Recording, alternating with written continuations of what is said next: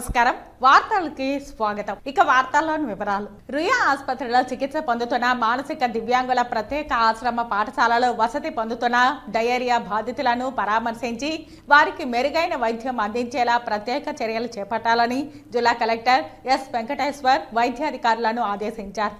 తిరుపతి రుయా ఆసుపత్రిలో డయేరియా బారిన పడ్డ పిల్లలను జిల్లా కలెక్టర్ వెంకటేశ్వర్ పరామర్శించారు. 10 నుండి 12 మందికి డయేరియా సోకింది.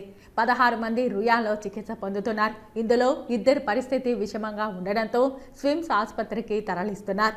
డయేరియా సోకిందని వైద్యాధికారులకు తెలపకపోవడం వల్ల 2 మృతి చెందాల్సిన పరిస్థితి ఏర్పడింది. జిల్లాలోని వైద్యులను ఎన్జీఓ సంస్థలకు వారానికోసారి విజిట్ చేసే విధంగా చర్యలు చేపడతామని తెలిపారు. 1.5 మంత్ నుంచి ఈ అతిసారం మీద పూర్తిగా అన్ని విధాలుగా యాక్షన్స్ తీసుకుంటున్నప్పటికీ ఇది ఒక ప్రైవేట్ సెటప్లో ఇలా రావటం అనేది నిజంగా దురదృష్టకరం. సో మరొకసారి అక్కడ కంటిన్యూస్గా మెడికల్ క్యాంప్ పెట్టి మిగతా పిల్లలందరూ కూడా అక్కడ అబ్జర్వేషన్లో పెట్టాం. మిగతా పిల్లలందరూ పిల్లలంటే అందరూ అక్కడే ఉన్నారు. ఎన్జిఓలో అందరికి బాగానే ఉంది, ఎటువంటి ఇబ్బంది లేవు. ఈ 14 మందిలు కూడా 1-2 డేస్లో డిశ్చార్జ్ అవుతారు. ఇద్దరిని ఇప్పుడు మనం కొంచెం అబ్జర్వేషన్లో పెట్టి వాళ్ళు కూడా త్వరగా కోలుకునే విధంగా చర్యలు తీసుకుంటాము. అదేవిధంగా ఏదైతే ఇప్పుడు ఎన్జిఓ మనకి జిల్లా అడ్మినిస్ట్రేషన్కి కూడా వెంటనే సమాచారం కనుక అందించుంటే మనము ఇంకా కొంచెం బెటర్గా ఉండేది. సో వాళ్ళ మీద ఎలాంటి శాఖపరమైన చర్యలు తీసుకోవాలనేది ఒకసారి ఇంకో రౌండ్ ఆఫ్ డెలిబరేషన్ డిస్కషన్ చేసి ముందుకెళ్తాం. మనకు ఒక జిఏ కేసు వచ్చినమ్మంటే ఎనీ ప్రైవేట్ ఫెసిలిటీ కానీ ఆర్ఎల్ ప్రైవేట్ హాస్పిటల్ కానీ ఆర్ఎల్ జిల్లాలో ఎక్కడైనా కానీ ఎనీ విలేజ్ మనకు అర్బన్ ఏరియాస్లో వచ్చినమ్మంటే రిపోర్ట్ చేసే మెకానిజం మనం పెట్టుకున్నాము. రిపోర్ట్ చేసే మెకానిజం ఆల్రెడీ పెట్టుకున్నాము. దాని తగ్గట్టుగా లాస్ట్ 1 మంత్లో ఆ లైన్లో మీటింగ్స్ కూడా పెట్టి అందరికీ అవేర్నెస్ చేయడం జరిగింది. కాకపోతే ఈ పర్టికులర్ కేసులో ఏమంటే ఇది ఒక ఎన్జిఓ అవ్వటం వల్ల స్పెషల్ కేసులో వీళ్ళకి ఆ ఇన్ఫర్మేషన్ కమ్యూనికేట్ అవ్వకపోవడం వల్ల వీళ్ళు అక్కడ డైరీ కేసు వచ్చినామంటే మనకి సాటర్డే నైట్ కానీ సండే మార్నింగ్ కానీ మనకి చెప్పుంటే కొంచెం మనకి వెంటనే అలర్ట్ అయ్యేవాళ్ళు. సో ఆ ఇన్ఫర్మేషన్ రాకపోవటం ఒకటి. రెండోది వీళ్ళందరూ mentally retarded with caretakers, వాళ్ళ పేరెంట్స్ కూడా ఎవరు లేరు అక్కడ. సో నిన్న జరిగినటువంటి మొదటి డెత్ తర్వాత ఏదైతే నిన్న సోమవారం ఉదయం జరిగిందో అప్పుడు వాళ్ళు కరెక్ట్ హిస్టరీ అన్న ఇచ్చున్న మనకి రుయాలో మనకి వెంటనే అలర్ట్ అయ్యడానికి రెస్పాండ్ అవ్వడానికి ఆస్కారం ఉండేది. సో అది కూడా సరిగ్గా చెప్పలేకపోయేవాళ్ళు. సో ఓన్లీ నిన్న ఈవినింగ్ నుంచి కేసెస్ వచ్చేసరికి ఇంకా ఇవాళ మార్నింగ్ కల్లా మనము అలర్ట్ అయ్యి early morning then we had to take. తిరుపతిలో పాస్ మనో వికాస్ మానసిక వికలాంగుల కేంద్రంలో 2 మృతి చెందడంపై విచారణ చేస్తున్నామని, ఎమర్జెన్సీ వార్డులో చికిత్స పొందుతున్న మానసిక వికలాంగుల ఆరోగ్య పరిస్థితిపై రుయా ఎమర్జెన్సీ వార్డుకు చేరుకుని జిల్లా హెల్త్ అధికారి శ్రీహరి ఆరా తీశారు. పాస్ మనో వికాస్ లో 70 మంది ఆశ్రయం పొందుతున్నారు. అందులో 7 మందికి డయేరియా సోకింది. 2 మృతి చెందగా మరికొంతమంది చికిత్స పొందుతున్నారు. చికిత్స పొందుతున్న వారి పరిస్థితి విషమంగా ఉంది. కేసు వచ్చిందో అప్పుడు మాకు వచ్చిన ఇన్ఫర్మేషన్ బేస్ చేసుకొని ఇమ్మీడియట్గా అక్కడికి వెళ్ళి విజిట్ చేసి ఒక క్యాంప్ పెట్టడం జరిగింది. అదేవిధంగా రుయా హాస్పిటల్ ఉన్నటువంటి పేషెంట్స్ అందరూ కూడా గౌరవ ఆర్డీఓ గారి ద్వారా అంతా విజిట్ చేయడం జరిగింది. ఇక్కడ ఉన్నటువంటి పేషెంట్స్ అందరూ కూడా ప్రజెంట్ స్టేబుల్గా ఉన్నారు. అదేవిధంగా రుయా హాస్పిటల్ సూపరింటెండెంట్ గారికి గౌరవ కలెక్టర్ గారు ఆర్డీఓ గారు ఆదేశాలు ఇచ్చారు. ఇటువంటి పేషెంట్స్ కూడా జాగ్రత్తగా చూసుకోమని చెప్పి ఇంకా మిగతా పిల్లలందరినీ కూడా ఇబ్బంది లేకుండా అక్కడ 3 పిల్లలకి కొంచెం అంబులెన్స్ అనేది ఉంటే ఇక్కడ షిఫ్ట్ చేయడం జరిగింది. కంటిన్యూగా ఈ యొక్క ఎందువల్ల జరిగిందని చెప్పి ఇన్వెస్టిగేషన్, అదేవిధంగా ఒక డెడ్ బాడీని కూడా పోస్ట్ మార్టంకి మన మార్కెట్ తరలించడం జరిగింది.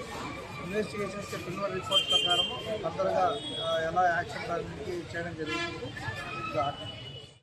తర్వాత పిఎన్ కంట్రీలో జాతర తర్వాత 11 రోజులు రావడం జరిగింది. అక్కడ కంటిన్యూగా మెడికల్ క్యాంపులు పెట్టి మొత్తం డైరియా మొత్తం కంట్రోల్ చేయడం జరిగింది. తర్వాత గౌరవ కలెక్టర్ గారి ఆదేశాల మేరకు జిల్లా అంతా కూడా ఒక్కసారిగా డ్రైవ్ చేసి అన్ని అక్కడ మినరల్ వాటర్ ప్లాంట్స్ కానీ లేకపోతే అక్కడ ట్యాంక్స్ కానీ ఓవర్ హెడ్ ట్యాంక్స్ కానీ అన్నీ కూడా డీటీఓ గారు, ఎస్ఆర్డబ్ల్యూఎస్, డిఈఓ గారు జిల్లా మొత్తం ఒక టీమ్గా ఏర్పడి ఒకే రోజు 26వ తారీఖు డ్రైవ్ చేయడం జరిగింది. ఇక్కడికే షిఫ్ట్ చేస్తున్నాము. ఇక్కడ ప్రత్యేకమైన వార్డులో పెట్టి వాళ్ళందరూ కూడా సేవలు ఉంది. సార్ ఓవరాల్ ఇప్పటి వరకు డయేరియా ఎఫెక్టెడ్ డెత్స్ ఎన్ని ఉన్నాయి జరిగింది? డయేరియా డెత్లు ఇప్పుడు బ్రాడెడ్ కేసులు ఇప్పుడు 2 కేసులు రావడం జరిగింది. ఇంతకుముందు కూడా మన పిఎన్ కంట్రీ మండలంలో ఒక చిన్న బేబీ 2 ఇయర్స్ బేబీ డెత్ కావడం జరిగింది.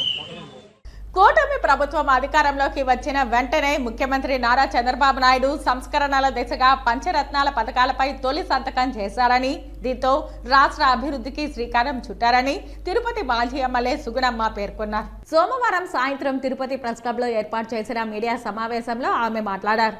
రాష్ట్రంలోని ప్రజలు వైకాపా ప్రభుత్వంపై ఉన్న కోపంతోనే వన్ సైడ్ ఓట్లు వేసి కూటమి ప్రభుత్వాన్ని అధికారంలోకి తీసుకొచ్చారని ఆమె తెలిపారు. పెన్షన్ పొందుతున్న లబ్ధిదారులు ప్రతి నెల అయితే 3,000తో పాటు మరో 3 నెలలు అదనంగా కలిపి 7,000 రూపాయలను అవ్వాతాతలకు ఇవ్వడం జరిగిందని తెలిపారు. వాలంటీర్ వ్యవస్థతో పని లేకుండా లబ్ధిదారులకు వెంటనే ఇవ్వడం ఇది చంద్రబాబు నాయుడు అనుభవ రాజకీయ విజ్ఞతకు నిదర్శనమని అన్నారు. ల్యాండ్ టైటిల్ యాక్ట్ రద్దుతో భూస్వాములు ఎక్కువ మంది హర్షం వెళ్లబుచ్చారని పేర్కొన్నారు. పేదవాడి కడుపు నిండేందుకు 5 రూపాయలతోనే కడుపు నిండా ఆహారం లభించే రీతిలో అన్నా క్యాంటీన్లను ప్రారంభించడం హర్షణీయమని తెలిపారు. పేదవాడి సొంత ఇంటి కల సాకారం చేసేందుకు జీవో నంబర్ 43ను విడుదల చేసి శాండ్ ఫ్రీ పథకం ద్వారా ఇసుకను పంపిణీ చేయడం హర్షణీయమని అన్నారు. భవిష్యత్తులో ఎన్నికల మేనిఫెస్టోలో పేర్కొన్నటువంటి అన్ని పథకాలను పూర్తి చేసేందుకు ప్రభుత్వం కృషి చేస్తుందని ఆమె తెలిపారు. ఈ విలేకరుల సమావేశంలో తెలుగుదేశం పార్టీ నాయకులు పాల్గొన్నారు. వైసీపీ నేతలు మింగేసిన ఇసుకతో దాదాపు 10 లక్షల పైగా ఇళ్ళు కట్టిండొచ్చు, కానీ ఒక్క ఇల్లు కూడా ఇంతవరకు పూర్తి చేసి వాళ్ళు ఇచ్చినటువంటి దాఖలాలు లేదు. అదేవిధంగా మరి ఈరోజు మనము వీటన్నిటికి కూడా తెలుగుదేశం ప్రభుత్వం, ఈ రోజున ఉన్నటువంటి మహాకూటమి ప్రభుత్వం ఆంధ్రప్రదేశ్ రాష్ట్రంలో ఎప్పుడు కూడా మరి ఒక జవాబుదారీ పరిపాలన అందించడంలో మరి తెలుగుదేశం ప్రభుత్వం ముందుంటుందని చాటి చెప్పాం. ఒక అనుభవం కలిగినటువంటి ముఖ్యమంత్రి, ఒక దూరదృష్టి కలిగినటువంటి ముఖ్యమంత్రి గారి పరిపాలన ఏ విధంగా ఉంటుందని గత 2004 నుంచి కూడా 2014-19 వరకు కూడా ప్రజలందరూ కూడా చూడడం జరిగింది. ఆ విధంగానే మరి ఈ అక్రమ ఇసుక తవ్వకాలను నిరోధించడానికి రాష్ట్ర ప్రజలు ప్రగతే ధ్యేయంగా ఈ పాలసీ రూపొందించారు. దీన్ని నిరంతరం విజిలెన్స్ పర్యవేక్షణ ఉంటుంది. అదేవిధంగా సుప్రీంకోర్టు, హైకోర్టు, ఎన్జిటి నిబంధనలకు అనుగుణంగా పర్యావరణ పరిరక్షణ దెబ్బతినకుండా కూడా ఈ ఉచిత ఇసుక జీవోను అమలు పరుస్తారు ప్రభుత్వం అని కూడా ప్రజలందరికీ కూడా తెలియజేయడం జరుగుతుంది. పేదవాడి సొంత ఇంటి కల సాకారం చేసేందుకు రాష్ట్ర ప్రభుత్వం ఉచిత ఇసుక పాలసీని ప్రవేశపెట్టిందని టీడీపీ తిరుపతి పార్లమెంట్ అధ్యక్షులు నరసింహ యాదవ్ తెలిపారు. తిరుపతి ప్రెస్ క్లబ్ లో మంగళవారం సాయంత్రం జరిగిన విలేకరుల సమావేశంలో ఆయన మాట్లాడారు. తిరుపతి ప్రెస్ క్లబ్ లో మంగళవారం సాయంత్రం జరిగిన విలేకరుల సమావేశంలో ఆయన మాట్లాడారు. ఎన్నికలలో ఇచ్చిన హామీని చంద్రబాబు అధికారంలోకి వచ్చిన నెల రోజుల్లోనే అమలు చేశారని చెప్పారు. ఫ్రీ శాండ్ పాలసీ అమలు చేస్తూ జీవో నెంబర్ 43 విడుదల చేయడం బడుగు బలహీన వర్గాల అభ్యున్నతికి, రాష్ట్ర ప్రగతికి బాటగా నిలిచిందన్నారు. గతంలో జగన్మోహన్ రెడ్డి ప్రభుత్వం ఇసుక మాఫియాను నడిపించి ఒక్క ఇసుక కుంభకోణం ద్వారానే సుమారు 50,000 కోట్ల రూపాయలు పైగా ప్రజాధనాన్ని కొల్లగొట్టారని ఆయన విమర్శించారు. పేదలు ఇల్లు కట్టుకోవడానికి 5 లక్షల రూపాయలు ఖర్చు అయితే అందులో ఇసుక కొనడానికి 3 లక్షలు ఖర్చు పెట్టాల్సిన పరిస్థితి ఉంటుందని ఆయన అన్నారు. అక్రమ ఇసుక తవ్వకాలను నిరోధిస్తూ రాష్ట్ర ప్రజల ప్రగతి అధ్యయనంతో ఈ పాలసీ రూపొందించారని, దీనిపై నిరంతరం విజిలెన్స్ పర్యవేక్షణ ఉంటుందన్నారు. తిరుపతిలో వైకాపా ప్రభుత్వంలో జరిగినటువంటి పలు అక్రమాలకు సంబంధించి ఎవరైనా భక్తులు, స్థానికులు, ఉద్యోగస్తులు సమాచారం ఇవ్వదలుచుకుంటే టీడీపీ తిరుపతి పార్లమెంటు కార్యాలయానికి సమాచారం అందజేయవచ్చునని ఆయన సూచించారు. తిరుపతిలో అభివృద్ధి పేరుతో వేసిన రోడ్ల విషయంలోనూ, తిరుమలలో అక్రమంగా తరలించిన విషయంలోనూ ప్రభుత్వంకు బహిరంగ లేఖ ద్వారా సమాచారం ఇవ్వడం జరుగుతుందని, దీనిపై రాష్ట్ర ప్రభుత్వం సమగ్ర విచారణ చేసి దోషులను తప్పక శిక్షిస్తామని ఆయన తెలిపారు. ఈ విలేకరుల సమావేశంలో తెలుగుదేశం పార్టీ నాయకులు పాల్గొన్నారు. కొన్ని చోట్ల వర్క్ జరగకనే బిల్లులు పాస్ అయ్యాయి. స్మార్ట్ సిటీలో కానీ, మున్సిపల్ జనరల్ ఫండ్స్లో కానీ. దీనికి బాధ్యులు ఎవరు? దీనిపైన కూడా సమగ్రంగా కూడా విచారణ చేపట్టడం జరుగుతుంది.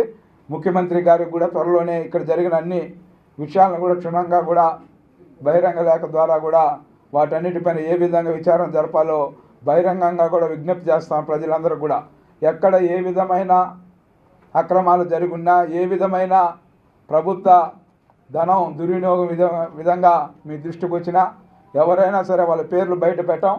వాటి ఏమన్నా ఉంటే వివరాలన్నీ కూడా తెలుగుదేశం పార్టీ పార్లమెంటు కార్యాలయానికి అందజేయాల్సిందిగా కోరుతా ఉన్నాం. ఇసుక దోపిడీ ఎక్కడా లేని విధంగా, భారతదేశంలోనే ఎక్కడా లేని విధంగా ఇసుకని పక్క రాష్ట్రాలకు తరలించి కోట్లాది రూపాయలు సొమ్ము చేసుకున్న ప్రజాప్రతినిధులు కానీ మంత్రులు కానీ వాళ్ళందరిపైన కూడా ఖచ్చితంగా కూడా చర్యలు ఉంటాయని కూడా ఈ సందర్భంగా కూడా తెలియజేస్తూ, నగరంలోని ప్రతి ఒక్కరూ మన చుట్టూ ఉన్న పరిసరాలను శుభ్రంగా ఉంచుకుంటే అంటువ్యాధులు మన దరి చేరవని నగరపాలక సంస్థ కమిషనర్ అదితి సింగ్ అన్నారు.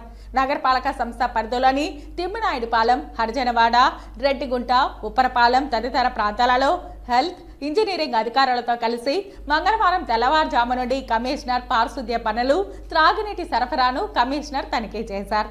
నగరపాలక సంస్థ పరిధిలోని తిమ్మినాయుడుపాలెం, హరిజనవాడ, రెడ్డిగుంట, ఉప్పరపాలెం తదితర ప్రాంతాలలో హెల్త్, ఇంజనీరింగ్ అధికారులతో కలిసి మంగళవారం తెల్లవారుజాము నుండి కమిషనర్ పారిశుద్ధ్య పనులు, త్రాగునీటి సరఫరాను కమిషనర్ తనిఖీ చేశారు.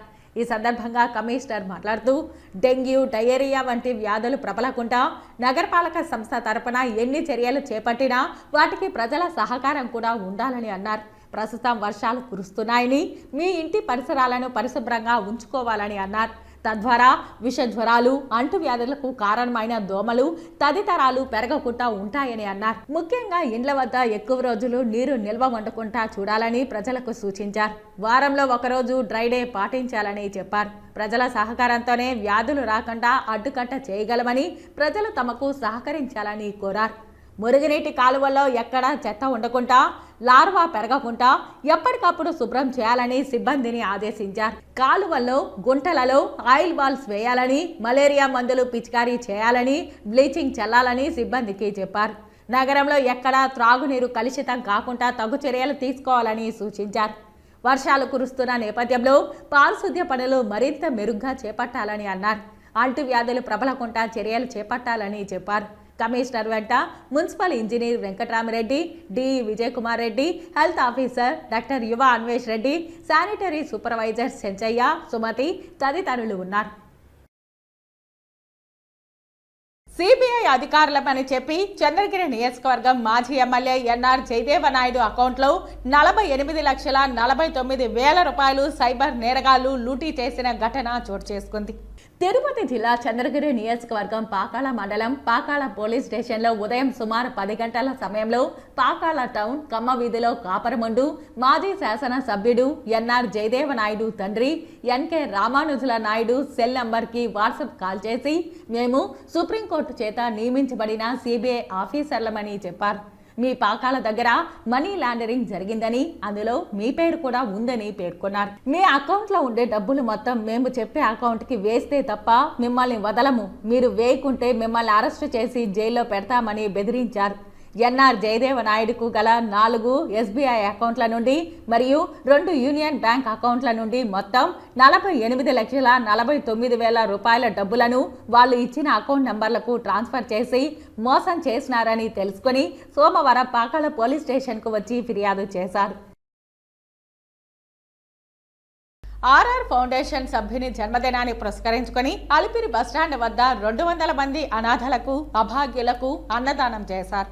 సాధారణంగా యువకులు తన జన్మదినాన స్నేహితులతో కలిసి కేకులు, పార్టీలు అంటూ డబ్బులు ఖర్చు చేస్తూ ఎంజాయ్ చేస్తుంటారు. అయితే కొందరు అందుకు భిన్నంగా వ్యవహరిస్తుంటారు. తిరుపతి నగరంలోని ఆర్ఆర్ ఫౌండేషన్ వ్యవస్థాపకులు ఆర్ఆర్ యాదవ్ మొదలుపెట్టిన సేవా కార్యక్రమాలను చూసి ఎంతో మంది సేవాతత్వం అలవాటు చేసుకుంటున్నారు. తమ పుట్టినరోజున పేదలకు అన్నదానాలు, అభాగ్యులకు చేయూతను అందించడం ద్వారా యువత ఆనందం వ్యక్తం చేస్తున్నారు. మంగళవారం ఫౌండేషన్ సభ్యుడు వెంకటేష్ జన్మదినం సందర్భంగా ఫౌండేషన్ అధ్యక్షుడు ఆర్ఆర్ యాదవ్ ఆధ్వర్యంలో బస్టాండ్ వద్ద అనాథలకు, అభ్యర్థులకు అన్నదానం నిర్వహించారు. అలాగే సోమవారం రాత్రి గాజుల మన్యంలో శుభకార్యంలో మిగిలిన ఆహారాన్ని ఆర్ఆర్ ఫౌండేషన్ అధ్యక్షుడు ఆర్ఆర్ యాదవ్కు సమాచారం ఇవ్వగా ఆయన సొంత వాహనంలో ఫుట్పాత్ పై ఉన్న అభాగ్యులకు ఆహారాన్ని అందజేశారు. ఈ కార్యక్రమంలో ఫౌండేషన్ సభ్యులు మణి, చిరంజీవి, చంద్ర, హోంగార్డ్ చిరంజీవి, రాము నాయుడు తదితరులు పాల్గొన్నారు.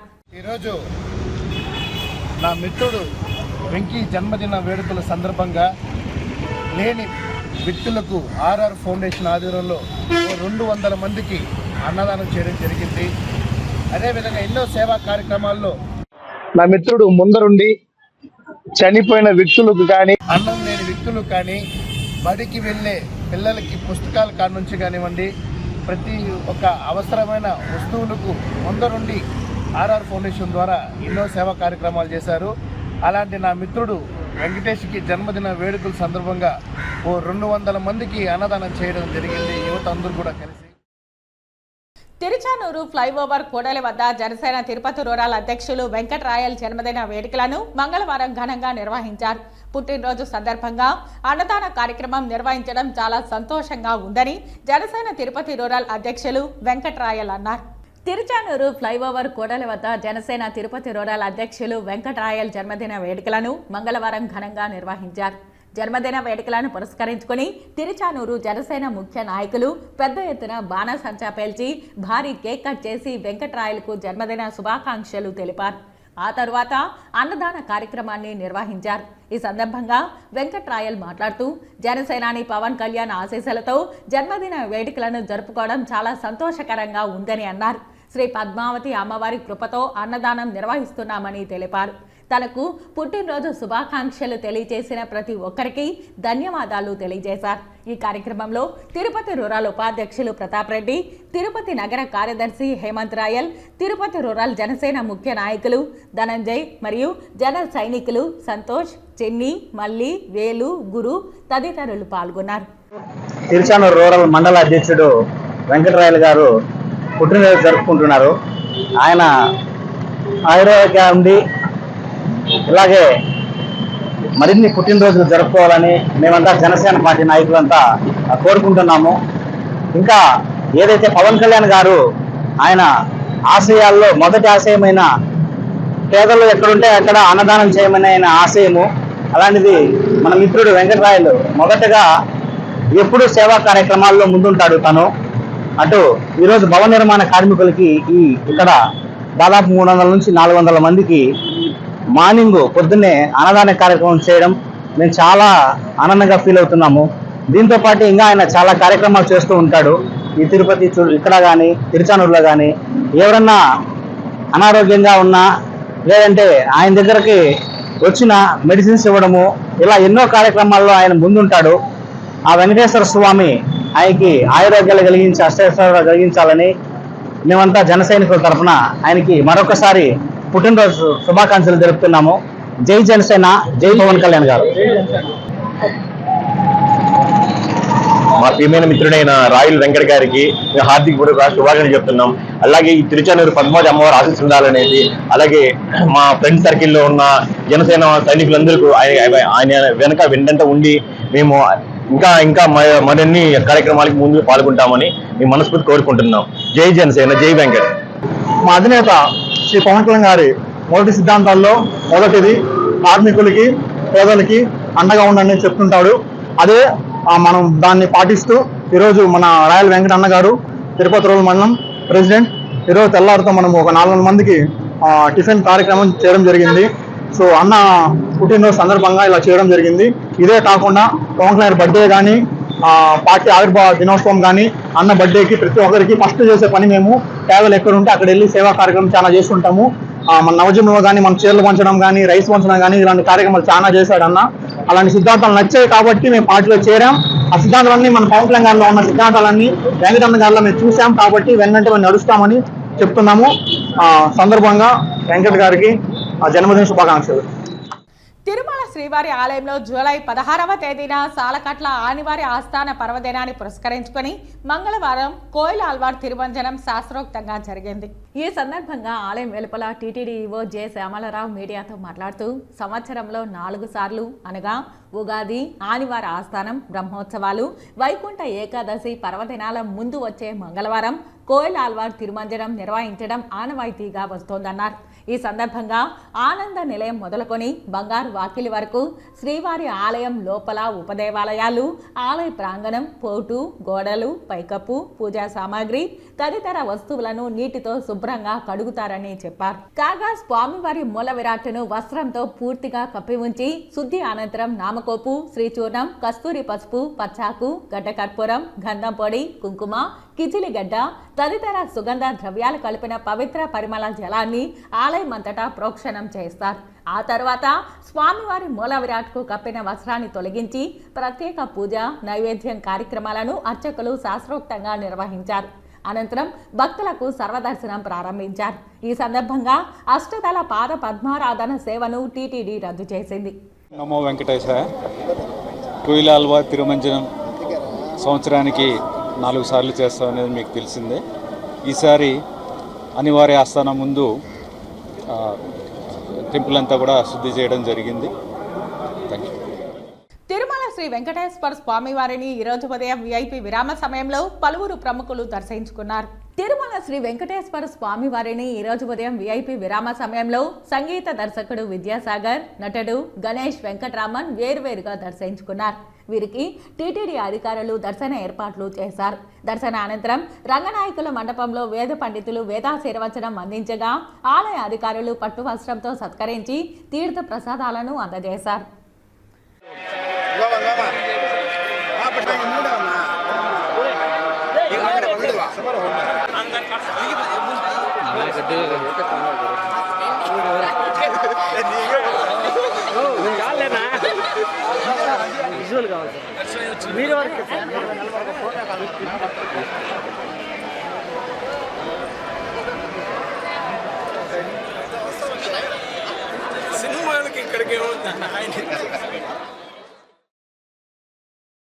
ఈ వార్తలు ఇంతటితో సమాప్తం. నమస్కారం.